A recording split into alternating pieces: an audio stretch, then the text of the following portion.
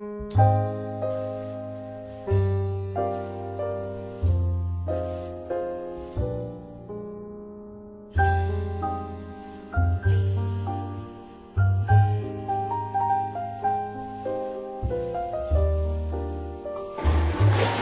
to Hope for the Nations.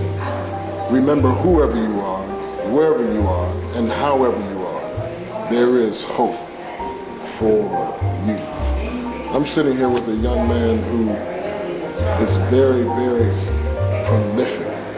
He's got a powerful testimony and about what God has done in his life and how God has raised him up at the tender age of 41? 40, I'll be 41 in April. 40 years old. Grew up in the Dayton area, and I'm just blessed to have here in the studio Mr. Phillip Bronaugh, not Bruno as Bruiser, but Bronaugh. And how you doing today, Phillip? I'm good. I'm blessed. Man, it's just good to have you here, and I'm excited about this, man. I know that we were going to have you here today, and man, I was excited all week about just being in your presence, the effervescence that you exude and the passion that you exude. It's infectious, and that's what I believe that it's going to take to reach young people, not only in the Dayton area, but in this nation. It takes an infectious passion for Jesus Christ, and we know that Jesus is the way, the truth, and the life. Tell me a little bit about yourself, man. Tell me.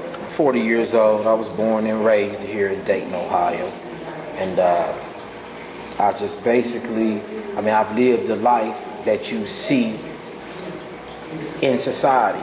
You know what I'm saying? I'm a product of that, but at the same time, God done something for me. You know, and I grew up in life, and I felt a lot of times I always felt that some of the things that I was getting away with, I thought it was me. I thought it was because I was quick that I dodged the bullet that one night in the club. But now I understand that now it was God's hand on my life. I thought I was lucky when I came out of the dope game with no scars, no bullet wounds, no case. But no, that was just God's hand on my life. Yes, sir. And I understand that now through some hard times that he took me through, that it's like he put me around some people that and otherwise I would want to believe that I was better than. But for me to be where those people were, then I had to be doing some of the same things that those people were doing to get them there. So in your mind, you were better than them because it seemed like you escaped death, you escaped bullets, you escaped trouble, you escaped prison, jail. Is that what you're talking about?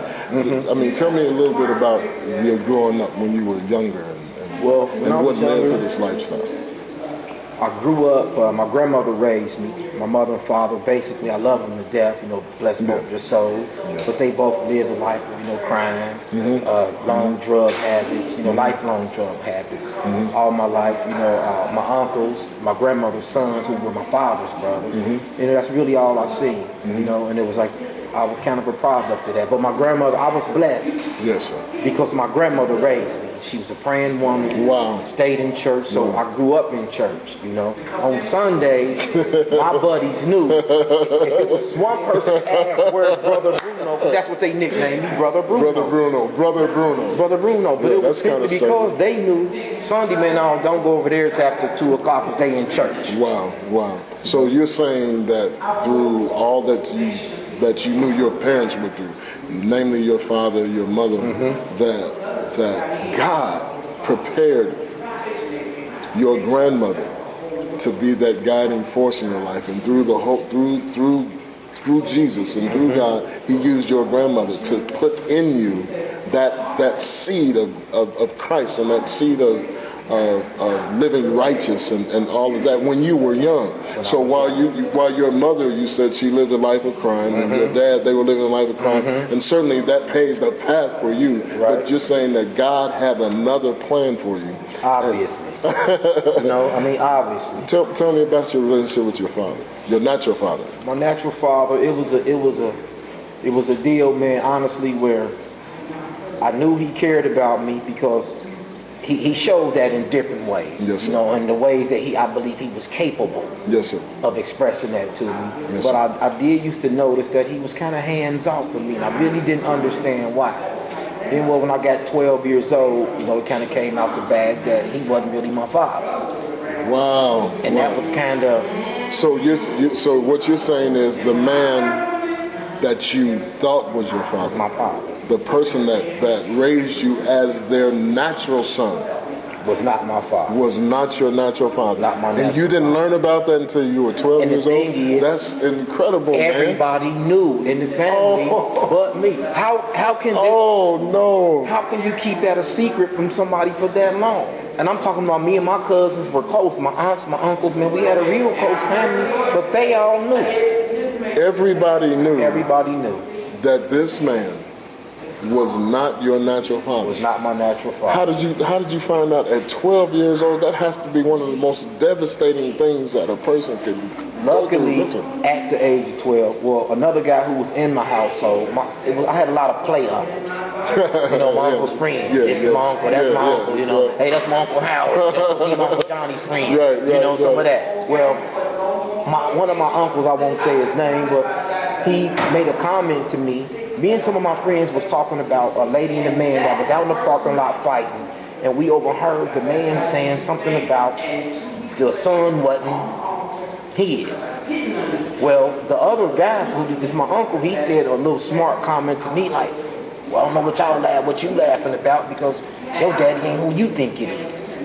Oh my gosh. But luckily at 12, oh my goodness, man, I didn't have the mental capacity to put that much what he had said to me. But it stuck in your mind. Never went away.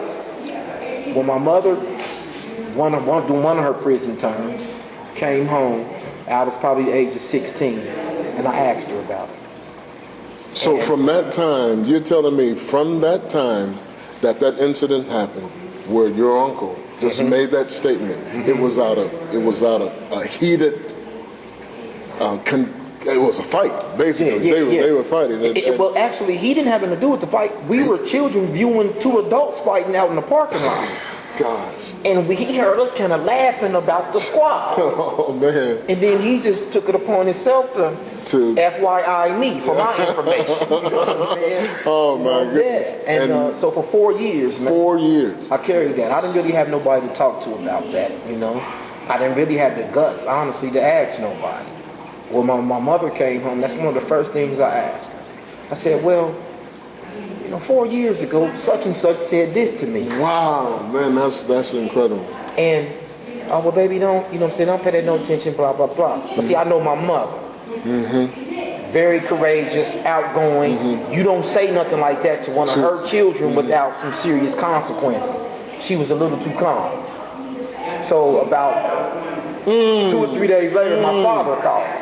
So that's sign one. The first sign was 12 when you were 12 years old. When he said it. Second sign 4 years ago. She's calm about this. This is unbelievable. Yeah. Then my father called about 2 or 3 days later to address it. So now I know my mother done called him. Oh, wow. His thing was, Junior, look, man, you Junior, you got my name. Hey, leave that alone. Leave that alone. So did he call you or? He called me. He actually called you. He called me. You knew your mother had called him because he called me. Because now you're 16. You're not 12 anymore. Right. You're not 1, 2, 3, 4, 5. You are 16. Right. You're growing into manhood. Trying. My way. You were with a name like Bruno, you could have been a pretty tough customer, right? Exactly. And with what your dad was doing. With the history of the Bruno boys, period. In this town. So they knew that they had to deal with that right then. Right then, to try to nip it in the bud. Well, it still kind of didn't go nowhere. I mainly left it alone. But in discussing it with some of my closest childhood friends, it was kind of like, well, man, you know what? What, man?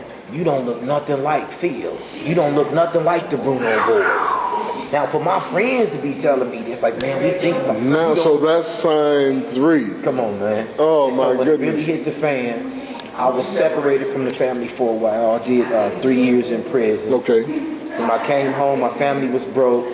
So I got immediately into the drug game. So you went to prison. Can you disclose it? Oh yeah. If not, then we I was understand. 18 years old, man, involved in a robbery. Okay. You know, I mean, yeah. Was it you were in the right place at the wrong time, or the wrong place at the right time, or it was just intentional? It was all